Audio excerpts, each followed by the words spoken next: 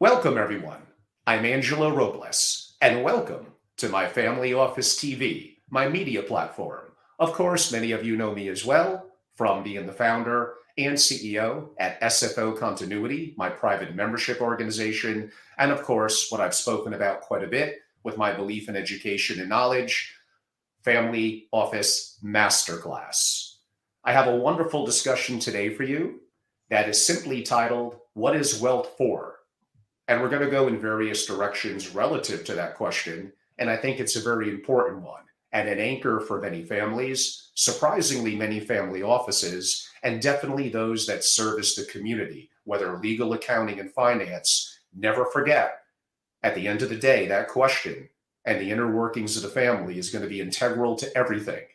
We really have a very special guest today, someone who I've known for many a decade, and I've been honored when I think of people that I have tremendous respect for in the industry, and there is some, definitely our special guest today is going to be someone that I've enjoyed his books, his company, asking him questions and listening and learning.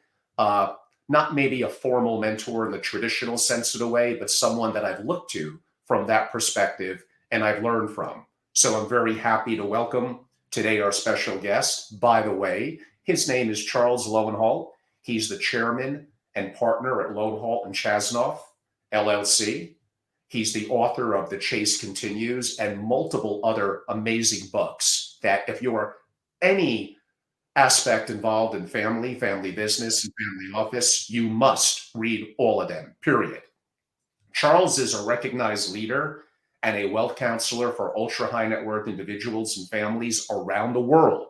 He is very global, some things we'll talk a little bit about today. As I mentioned, chairman and partner at Lowenhaupt Chasnoff. And a reminder for those that may remember Charles from my past conversations, including earlier this year, the firm was the first U.S. law firm to concentrate in tax law and was established by Charles's grandfather in 1908. On that note, Charles, welcome back to the show. Thank you, Angelo. I appreciate your words, and our mutual respect for each other is indeed mutual. You're very kind. I always appreciate you. And why don't we get right to it? Really, the anchor of my title in today's program really is how we're going to center the question or the lead question around. So as opposed to how usually I wait towards the end, why don't we get right to it right now? Charles, in your opinion and your experiences, decades with families around the world, not just in the US, what is wealth for? I could answer that most easily by starting with a story. A fellow came into my office a few years ago. He'd invested in a friend's business. I don't know how much he'd invested. That was a passive investment. When he came in, he had over $1 billion. He said that he needed help. And I said, well, that's fine. We're happy to help. What are you here for? He said, I'm here because I want to save taxes. I said, well, that's certainly something we can help you do. But let's back up. You've told me what you don't want your wealth used for, taxes. What is your wealth for? And he looked at me and he said, well, ask that question differently. And I said, I can't really ask it differently. The question is, what is your wealth for? He sat there a minute or two and he looked at me and he finally said, well, what are my choices? And I laughed, thinking that was a good response.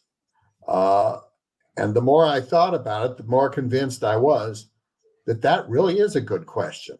And when you're talking about multi-generational wealth, what wealth is always for and should always be for, there are different ways to get there, but what it's always for is to make sure that every person can be all he or she can be.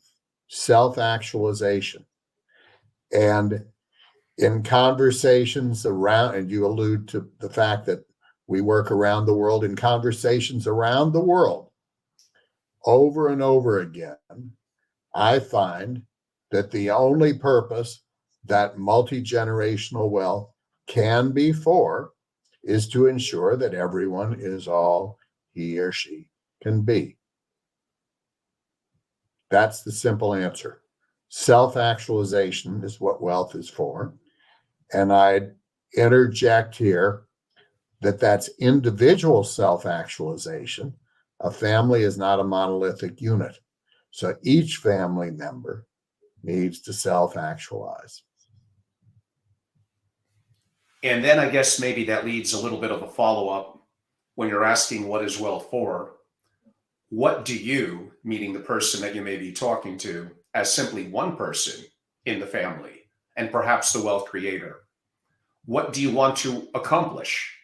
Which I suppose is somewhat of a different question per se than what is wealth for. Well, is it? Let's talk about the patriarch or the matriarch. What do you want to accomplish? What they're often thinking they want to accomplish is control over how family members lead their lives. Yes. That's not something they should be wanting to accomplish, because in fact, control becomes a very unpleasant feeling on either side. By the way, I'm running into elderly people now who say, my children are trying to control me. They tell me not to drive, et cetera, et cetera. So it can go either way. But more often than not, the wealth creator, the patriarch, the matriarch, has at the back of his or her mind that he or she wants to control how the kids lead their lives. That shouldn't be what they want to do. And it, in fact, interferes with self-actualization by the children, and often by the parent, too, who spends all his or her time trying to create structures which control the family members. That is a problem, and that maybe leads a little bit to, and not to make it overly technical, but broadly governance, how joint decisions are made. What is good family governance to you? Well, I'll answer that, but first I'll say, consider that word governance, and consider yourself a 25 or 30-year-old who's being told, we're going to build good governance. Another word for the governance is bundling. We're going to build a good bundle. Those are very restrictive words. After all, I assume if you go to prison, you're in good governance. But it's often a hard place to start. And a better place, what we find when we're working with families, better place to start is with individuals. And that is, what does each individual want? And if you can go individual by individual, finding out what each needs to self-actualize, then you decide what should be the governance structure of the family bundle that gives each member of the family the freedom necessary to chase his or her dreams. Too often, governance is seen abstractly, and we experts come in and say, here, we'll help you develop a governance structure. And we build constitutions and rules and trusts and everything else that actually take away freedom from the individuals. They're more about the bundle than about the individuals. So good governance starts by figuring out how to build a system that gives every individual what he or she wants. And each one will want something different. I can give an example of where we run into that harm done by bundling. And this seems to be primarily Australian families, but I've seen it in Chinese too. If you meet with each individual and try to figure out what's bothering him or her and what's allowing him or her to do what he or she wants, it so often comes down to the family vacation. So you can have a family where they're fighting about the investment managers, they're fighting about the lawyers, they're fighting about the accountants, they're fighting about everything. And what it comes down to is they really don't like taking the family vacation together. Why don't they like it? One child has children who are 3 and 6. Another child has children who are 16 and 18. The family vacation is chosen. It's either a ski vacation, which is miserable for the 3-year-olds, or it's a beach vacation, which is miserable for the 16-year-olds. And what we've found in a couple of cases is once the family can agree that the family vacation is not part of the bundle, is not part of what you'd call the governance structure, they don't care so much about the investment managers, the lawyers, the accountants, and so forth. So a good governance structure gives each member of the family the freedom he or she wants. Well, let's dive a little bit into that. I would say family governance might be even futile when simply it's not being complied with. So you could have the family constitution, you could have a family mission, vision, values statement. I think all things that are wonderful.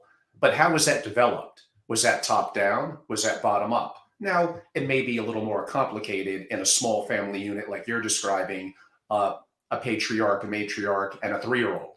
So I get it, 3-year-old per se. I don't know. Maybe he's not necessarily going to have a say in the family governance. But as the person ages, as the family grows, would you broadly agree that bottom up, listening to each person as an individual, although, yes, it's not as simple, it's more work, and it may complicate bigger picture decisions, but do you think inevitably that is the way to go for families to have family continuity over generations? Absolutely. And Angelo, I can't tell you how many times we've entered a family structure and we ask about whether it's the Constitution or the family value statement or whatever. And we hear from the second or third generation, oh my God, the accountants, the consultants came in, we spent 8 months. They just kept going and going and going. And finally we said, we'll sign whatever you want. Let's just get this over with. And they put it away and they never look at it again. That's really no way to develop family governance or harmony at all. And that's the norm. It seems to be. It's what I'm seeing Trust me, anyway. it is. Yeah, and it doesn't really work because nobody pays attention to it. The other thing that happens, and this I think is equally harmful, the family office is seen as something that needs to be economically efficient. If you really want economic efficiencies, you go out and hire people to do it. Much more efficient. If you really want something that works, you recognize that if you're really going to give each member what he or she needs to self-actualize, it may be expensive, or there may be things you can't do. It may be that you can't have the family vacation, but choose something else. It may be that you can't have a philanthropic perspective, which everyone shares. It may be that you need to unbundle the philanthropy. You may need to unbundle the investment management. You may need to unbundle the law firms or the accounts or anything else. That's not efficient, but it accomplishes the purpose. Indeed. I would say, I mean, every family, whether they know it or not, has governance. If you define it by how decisions are made, usually it's going to be unstructured and more top down. So effectively, although I kind of think we led into it, why do families need governance that may be a little bit more committed, structured, and again, as we would define, and not to make it overly formal language, but bottom up, or maybe a better word would be inclusive? Why is it needed? It's a tough word in the family world. I use it and I do a lot of it in designing for philanthropy and the like. It may be that process is a better word. Families are not inherently process oriented. we spend a lot of time developing process, and we often start at the very bottom with something nobody cares about at all, say the family uh, vacation house in San Francisco, if you're dealing with a Chinese family, and no one's using it anyway. So we build a whole process around how it gets used, who pays for it, uh, how it gets cleaned, things like that. In one case, we spent 6 months developing that process when no one really cared. So it was easy to develop the process. And once we did that, we could move to the philanthropy process. Again, we don't call it governance when we're doing that. We call it building process. Yes, I actually like that and the word process because that really is in terms of what it is. And I hinted at it earlier, given your deep experiences over decades in the community, working with amazing families that have been very successful, primarily United States, but also in Asia and Australia. What are some of the differences that you've noticed, if really any, among the families? I really don't notice differences. Back when China was just starting to move out of communism and into uh, whatever you want to call they were moving into, I was lecturing at the Fudan Law School in Shanghai and the Beida Law School in Beijing, and I was lecturing on family wealth. And I opened my lectures by saying, "How many of you hope to be a wealth creator?" And all the hands went up. These were lawyers too. And then I asked them one of my favorite questions: what's the biggest challenge to family wealth? Stupidity or taxes? They all said taxes. I said, no, it's stupidity. That's a stupid answer that they gave. They didn't know any better yet, Charles. They're young. But then one of them said, well, you've got to understand we're a different culture. And I said, well, how is that? And he said, well, first of all, as families, we're very indirect with each other. And I laughed and I said, well, that is an interesting cultural aspect. But by the way, so are American families, so are Jewish families, so are Indian families. That's just part of being a family. Another one said, well, we have a saying, and I've forgotten, Angela, exactly what it was, but it was that you go from poverty to poverty in 3 or 4 generations. And I said, oh, that is quite Chinese, but we say shirt sleeves to shirt sleeves. Others say clog to clog. There really aren't any differences. The real question is, how do you make sure everybody can be all he or she can be? One Chinese scholar said to me, well, you have to understand that in China, we consider wealth as belonging to the whole family. And I said, well, I understand that concept and it sounds really good, but title has to be in someone's name and someone has to have the right to use the money. You can use trusts to make it for the whole family, but China at that point didn't have trusts. So my point is this.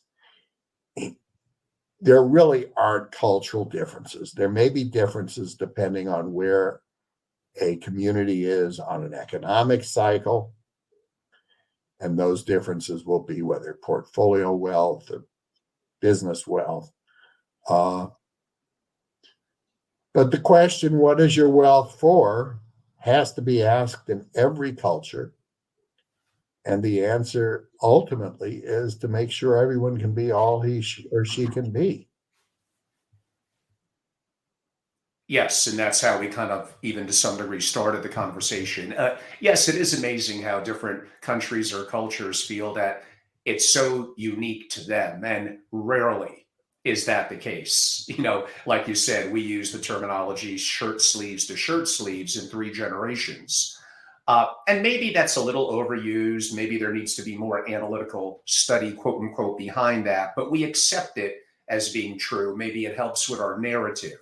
If that is the case, we'll make the assumption that most of the time that is true, that wealth in all its forms, not just financial, towards the end of the third generation dissipates to perhaps what it once was. And I'm not discounting that investing, estate planning, and taxation are not important. They are. And that absolutely could be impactful, especially over time, to what I described.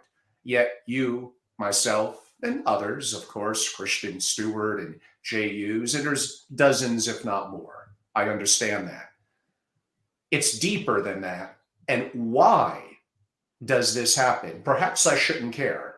Maybe it's meant to be. Maybe it recycles wealth in the society and it creates a sense of entrepreneurial spirit and actions that have to be taken maybe from the ground up. Maybe it's just meant to be. But why do some families that I know in Europe that go on for 13, 14, 15 generations? Now, I may have my own opinion as to what their secret sauce is, but why do most families fall prey to that saying, but there are some that don't? Let's start with this question. Is it really so bad that shirt sleeves come back after 3 generations? Perhaps not. That's one of the questions I often ask a wealth creator or a patriarch. And increasingly I hear, that's not such a bad thing. I'm going to give more to charity and so forth. Secondly, and this is, I think, a real flaw in what I'd call our industry, to talk about generations as if they start with the wealth creator. I was meeting with a fellow in Sydney who described himself as first generation, and he was talking about his kids who were quite young, as second generation. Now, I knew enough about him to know, he told me, his father and mother were Holocaust survivors. They'd fled to Australia. His father was a lawyer who was working with immigrants. He was so moved by his own experience that he was doing a lot of volunteer work with immigrants and accomplishing a great deal, not making money. His son went into mining and made a lot of money. So I said to his son, why are you first generation? Where does your mother fit into all of this? I said they had a kind of self-actualization, which is a model. They accomplished a lot of good in the world. The only difference between them and you is you made a lot of money. I really often think we miss the point when we try to talk about the wealth creator as a first generation. I agree. Because it puts too much emphasis on the money.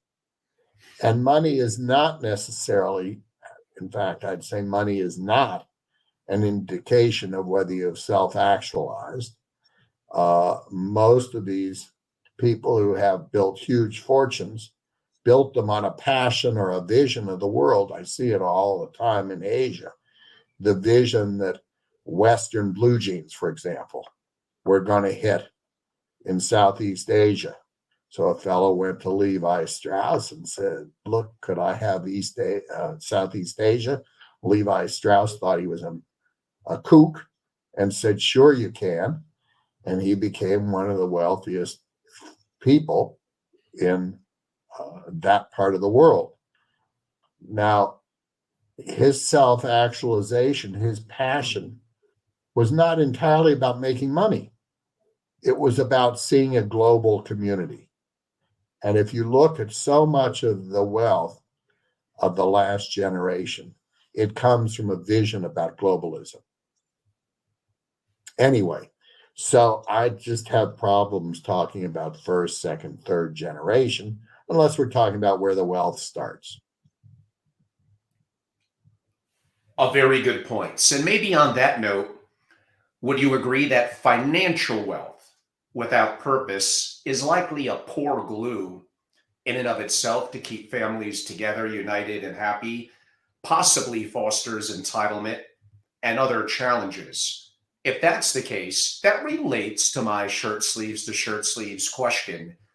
And I'm supposing you're probably going to lean to, again, self fulfillment and alignment of each individual. But how does that all tie in to families internalizing and being successful, however we define that, generation after generation, being good stewards and being valuable in society? Well, Angela, you just used the word which I say creates the biggest challenges, and that's the word steward. The reason that a family focused exclusively on financial wealth can be harmed is that they begin to think in terms of stewardship. And that stewardship is actually a very dull occupation for most people, if not for all people. I've met steward after steward around the world in their 60s and 70s who are really unhappy people. Now, some of them are smart and they go out and get involved in their communities and become stewards of foundations and the like. That may be okay. But I analogize to somebody who collects art. And a fellow creates a big art collection. It's the chase, it's finding the art, it's buying it, it's negotiating. He then dies and leaves it to his children, or let's say to his son, and says, now you take care of it. And all of a sudden, he was the collector and his son becomes the curator. Being a curator is not nearly as exciting for most people as being a collector. Some people like being curated, don't get me wrong. I'm involved in our art museum. We have wonderful curators. Similarly with wealth, creating the wealth, chasing the dream, very exciting. Curating the wealth is pretty dull. The families I've seen that succeed over generations succeed when they say we want to serve as on the board of directors of the family bundle, but we don't want to be doing the work. And they hire good people. That's not easy. They hire good people and they go about their lives. I would guess many of the European families you're talking about do that. They hire professional management, whether it's for their business or their family office. And then they go out and lead their lives, basking in the reputation of the family. Yes, and correct. That has been a little bit of a pattern that I've noticed in my research and my experiences in Europe and other areas where the generations can, rarely, but can go back very far.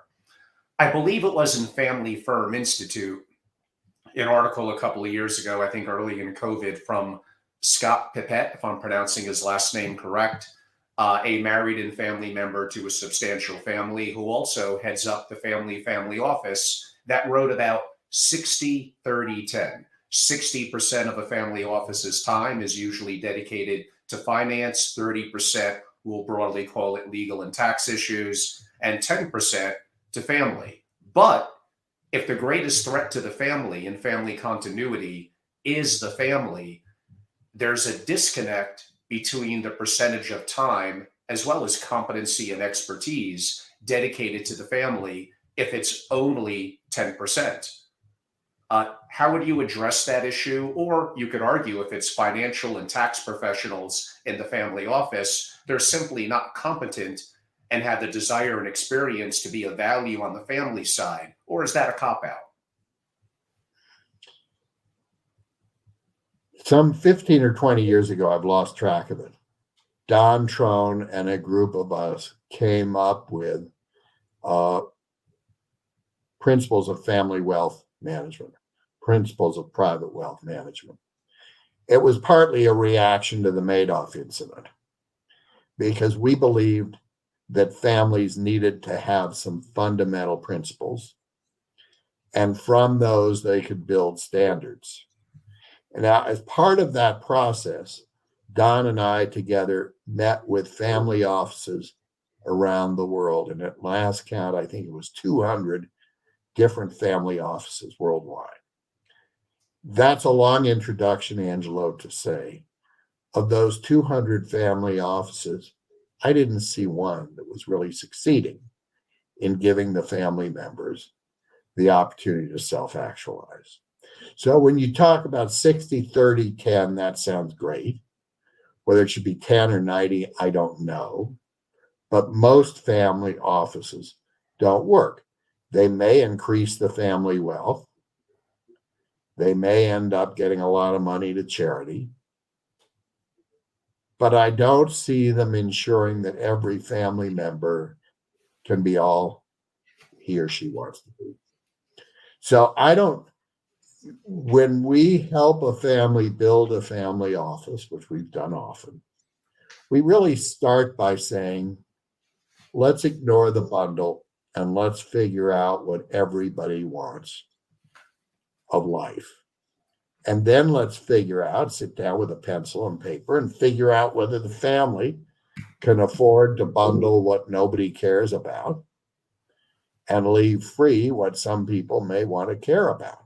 That's more complicated if the major asset is a family business, because at that point, we need to start talking about how people can withdraw from the business or how they can lead their lives without concern as to whether the business is going to be affecting their income. But we Yes. don't ever start by talking about this should be 60 and that should be 30 and that should be 10. It just entirely depends. Related, perhaps, and this all ties together. When I mentioned the word steward, and you eloquently noted how, is that really an engaging quote unquote position?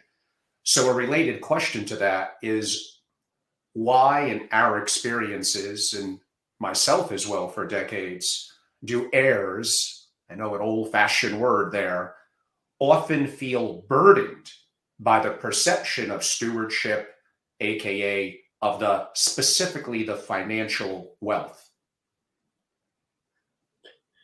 The answer is rarely is stewardship a passion that one needs to pursue for self-actualization. It's the curator problem again, Angelo. And yet, the patriarch or matriarch, and I don't care whether it's the wealth creator or the oldest member of the group, really does try to control the family so that everybody's focused on preserving not only his or her wealth, but his or her values, his or her experience. What happens to the multi-billionaire who's created that wealth and has a child that wants to be a teacher? One of my favorite stories comes from Southeast Asia. One of the wealthiest men in the community had one son and was determined to make that son the family wealth steward. And the son resented it. And finally, the son entered a monastery and forswore all wealth. And that made his father furious, but it gave the son the freedom to lead his life without worrying about dad's insistence that he go to family office meetings and the like. There has to be That room for self-actualization. it's when I talk to, especially if it's still an existing, let's go with the word wealth creator. I'll be careful of generational, for because you brought up good reasons as to why, in some degree, that's disrespectful to quote unquote generations that came before us, even if they're not quote unquote wealth creators. But generally, a common theme that I hear, I'll lump it into continuity. I'll lump it into broadly family continuity through the generations. And initially, they think the way to do that is to continue to grow the capital, which in some ways is not theoretically incorrect. It's a part of the puzzle and a way to protect through legal structures. Now, again, they're not theoretically incorrect per se on the wealth or the financial aspect of wealth, but we know through a variety of reasons, married into the family, challenges and squabbles, fiduciary responsibilities, intra-family lawsuits, that there's a lot that could go wrong. Therefore, you may not like the term. I want, as the matriarch or patriarch, continuity through the generations, even beyond my grave. But that is how a lot of them potentially feel. How do you help them realize that maybe that's not the most worthwhile end goal? Well, there are two areas I'd point to. First of all, people learn from mistakes. And one of the biggest problems for many of these wealth inheritors is they're protected from making mistakes. I often, working with young people, say that for every success, there are 10 failures. You have to be prepared to fail 9 times if you want to succeed. And in fact, if they're so cushioned from mistakes, they never learn from mistakes. So that's one point I often make with the wealth, call it the patriarch or matriarch. Why not let your kids make some mistakes? Why not let your grandchildren make some mistakes? It's not so bad. Next, they often want to say that the family values are tied to money. And how often I see these legacy stories being written by the wealth creator, all about how much money he or she made. For many people, self-actualization isn't about making money. And for most of those wealth creators, the self-actualization wasn't having the money. It was pursuing a vision, globalization, for example. Mark Rank, who's the very wise professor at Washington University, talks about chasing the American dream.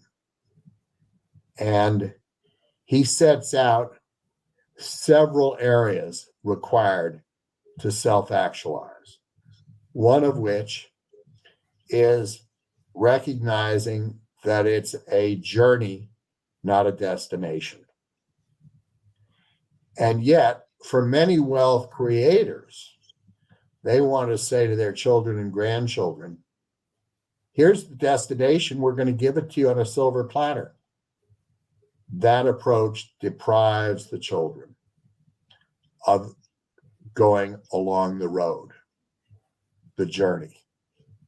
They also, Mark Rank also says that an important part of it is financial security. And that's where you get into this, what used to be, I don't think it's still so popular, attitude that we won't give our children any money until they earn their own. Because there you're taking away financial security. You're taking away the destination. And lastly, Mark Rank says it requires optimism. And that, in a way, Angela, is the toughest thing to build into a family. And what we've found is the best way to build that into the family is to make sure that every family member wakes up in the morning looking forward to what he or she can accomplish during the day. And more often than not, that's what they can accomplish for community. That's where community, philanthropy, volunteerism, call it what you want, can bring optimism, knowing that you can make a difference in someone's life. Any family that wants to really try to preserve its wealth, and that'll include not just financial wealth, but intellectual wealth and so forth, needs to keep those concepts in mind, especially as they're trying to build the next generation. For sure. I'll state a quote. Just before he died in 1920, Vanderbilt told the New York Times, "My life was never destined to be quite happy.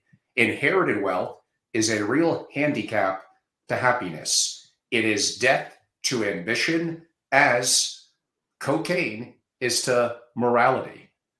And I think that relates a little bit to some of the things you said relative to I'll go with the old world verbiage of heirs, the perception of stewardship as if that's a positive thing, where for many, it may be a burden. Uh, I don't know if you have much to add to what Vanderbilt noted, but again, an iconic American family, and the wealth did dissipate greatly.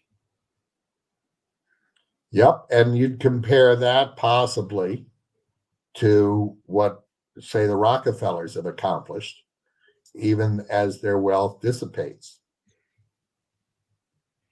I'm no expert on the Rockefellers or the Vanderbilts, but I sure don't hear much about the Vanderbilt family anymore.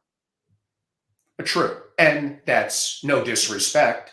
They did amazing things with entrepreneurship and creating wealth. They absolutely were contributors to philanthropy and society, just like many great past American and broadly global families have paid their fair share of taxes, have done the amazing in terms of what they're doing, and have given back often to enhancements in society, at least in my opinion, in many ways. As we're heading a little bit to the home stretch, there's a question that I've been asking lately, and I get a variety of responses, and that is, and this is either to a family or a family office executive. As you can imagine, the responses are going to be different depending on which one. What are the top issues you're facing that resolutions would make life much better for you? Now, there's an irony to that, because sometimes there's value in learning and self-fulfillment in the journey that gets to the resolution, the destination. Sometimes you don't want that to be easy because you're not growing and learning. So I didn't want to complicate matters and bring that up to them per se, but it's amazing some of the different responses that I have received. I'm assuming directly or indirectly, you may have asked over your decades somewhat similar questions. What are your top issues, and would a resolution to that make life much better for you until the next problem, challenge, or crisis comes, which is inevitably always around the corner? So I'm thinking of one family I know well that spent 5 or 6 or 10 years, maybe longer, worrying about whether future generations would have enough money. And as the matriarchs, and this was matriarchs, aged, they came to recognize that having enough money wasn't what made the difference in terms of self-actualization, satisfaction, call it what you want. And they came to resolve that whether their children and grandchildren had a lot of money really wasn't the issue. It changed their mindset so completely. They had parents for whom money was the most important thing of all. And these matriarchs came to realize that that really wasn't the issue. How did they get there? And how can more people get there? That, I think, is a challenge that we see over and over again. It's in the older generation, and it's recognizing that having a lot of money isn't all that important. That shirt sleeves to shirt sleeves is just fine. Perhaps, and again, worthy of a follow-up in other quote-unquote discussions. We also, both of us, briefly mentioned verbiage like patriarch and matriarchy, all things that perhaps at a future time we could have a discussion on. I do think it's intriguing. Is it cultural, relative from either or the male or female experience? Or we also have to face looking into evolutionary psychology and biology. There are differences in our hormone levels and other factors. And I personally, because I guess I'm a pseudo intellectual, I happen to find those subjects to be very intriguing and not discussed enough in the very boring, stodgy, and very vanilla, let's play it safe, politically correct world of what I see in most of what happens in the family office community, which I don't like. I look to shake that up, and it probably gets me in more trouble than it does me a benefit to. But hopefully, there are some that enjoy my dialogues and perhaps the uniqueness to some degree of my questions. In concluding, and you hinted at it earlier when you said And by the way, you mentioned Don Trone. Shout out to Don. I've enjoyed his work over the years. I've interviewed him at varying programs, and I haven't connected with Don in a long time. Don, if you happen to be watching this, please reach out to me. I'd love to hear from you, and let's have a great discussion about leadership, and would love to have you on as well. So shout out to Don Trone. But you did mention you and him and 200 family offices and research and the work that you've done creating family offices. A lot of the work that I do is around that, creating or reimagining a family office and dealing with the family office non-family member executives. But I also mentioned the 60-30-10 earlier. The greatest threat to the family is the family. What broad advice in 1 or 2 minutes would you have if I'm an investment, a tax, or a legal professional and I'm competent in what I do? Why is it important for me to be a communicator, to understand the self-actualization that you mentioned in each family member? And I need to go deeper than just the competency in my skill set to be a better family office executive and help the family and the individuals in that family self-actualize and reach their goals. Understanding the tax law is very complicated. Understanding investment process is very complicated. But knowing how to use common sense is equally complicated. And at the end of the day, the best family advisors are commonsensical, and they listen. They don't lecture, they listen. They listen to individuals. That's the advice I give to all of that audience, Angelo. And I give it to the senior members of the family too. Listen and apply common sense. Be sensitive to the needs of the people you're working for. That is great ending advice. This has been wonderful. I always learn so much from Charles Lowenhaupt. And by the way, that's Lowenhaupt.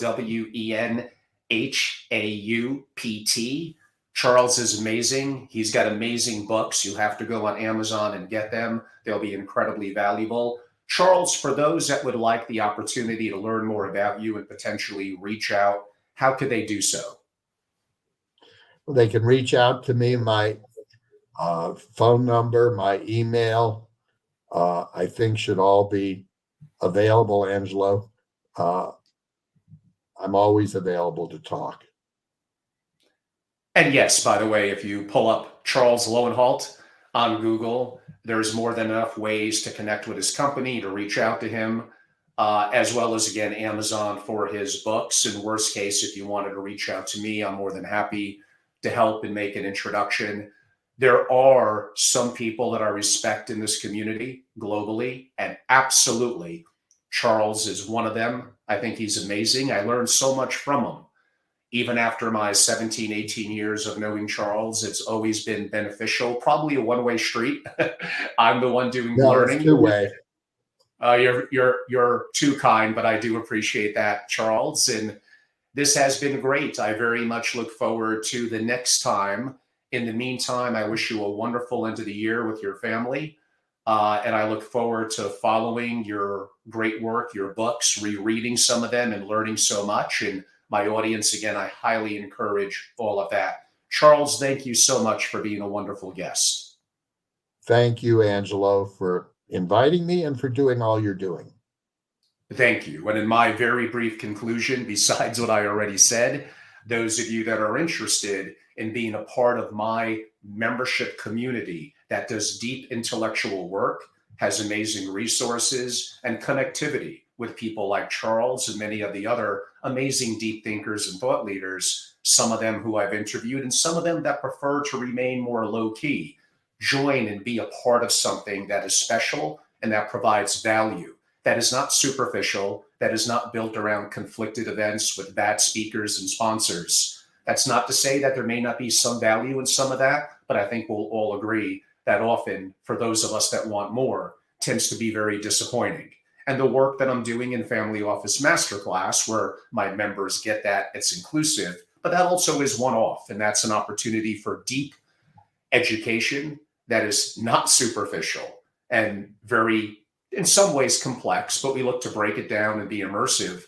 What I do in Family Office Masterclass could be of interest to really anyone and everyone that has some interest in the world of wealth and or in family offices. And all of that, you could really go to angelorobles.com would be my recommended source. And also, again, follow me in social media, where, including today with my interview with Charles, I give a lot away for free, and I love to do it. It's me giving back how great the community has been to me for near 20 years, and I greatly appreciate everyone in it. I learned so much from all of you, and thank you.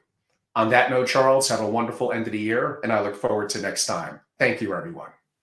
Thank you, Angela.